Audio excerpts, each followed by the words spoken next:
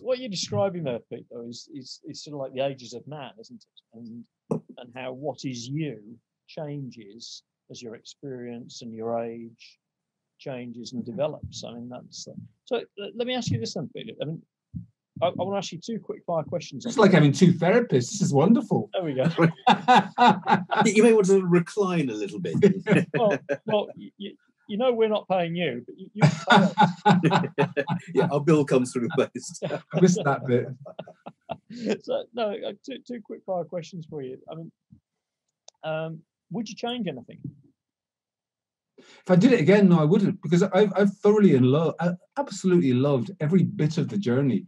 And that's been the only way it could have been, because when I stopped loving it, I can no longer do it because I stopped being happy doing it. And if I'm not happy doing it, then I've mentally and then almost physically, as a consequence of the mentally, I'm unable to carry on. Okay. So I'm just, my constitution is such, I absolutely need to love what I'm doing. Otherwise, just it doesn't work. Okay.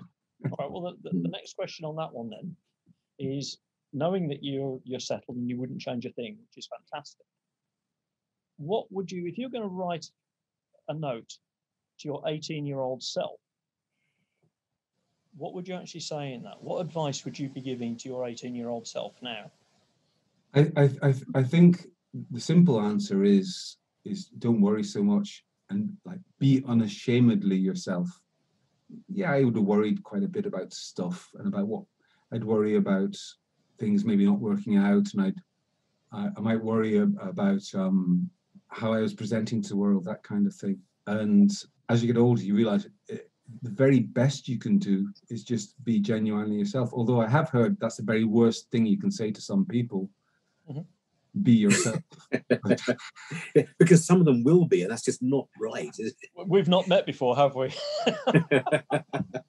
Like for me, for me, it is about being confident enough in yourself that you can just be yourself and not be fussed about it, and people can take it or leave it. It's interesting. I want to sort of drag you away from there and talk about the fear aspect, because you said in your email to us that you realise life is short, you're going to get one crack of the whip, and you started doing things that frighten you. Do you want to tell us about one of those, because it quite interested me?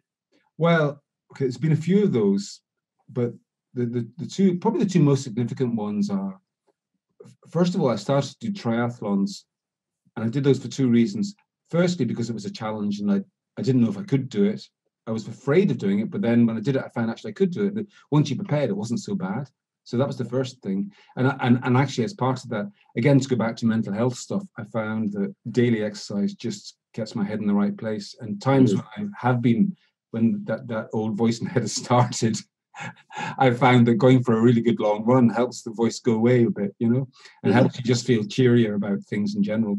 That was the first thing. Probably the most terrifying thing I've done in recent years, though, which I started doing it 3 years ago, actually, has been improv. Right. Yeah. So tell us more about that. When did you get into it? Is it a group? Is it? This is improvisation, isn't it? Improvisation. Yeah. I knew nothing about this, and it was actually it was at a BSAVA Congress, actually. Funny enough, 3 years ago, somebody said to me, "You should try improv," and I knew about as much as you just said there, Mike. That I knew that improv meant improvisation, but I didn't really know what it was at all. And so, basically, for people who don't know, what improv is essentially, you go into a room with a group of 10 to 15 other people. Two of you will be chosen usually, and you'll stand up in front of everybody else. Just stand here in front of them, and you will start to have a conversation. One person will say something, the other person will say something else. And then you start to have what they call as a scene. And what a scene is basically, it's kind of like a sketch. You're making up a sketch, like a sketch on a television sitcom or something. You're making it up on the spot, the two of you, or maybe the three of you or four of you, in front of everybody else. And they're all just sitting there watching you.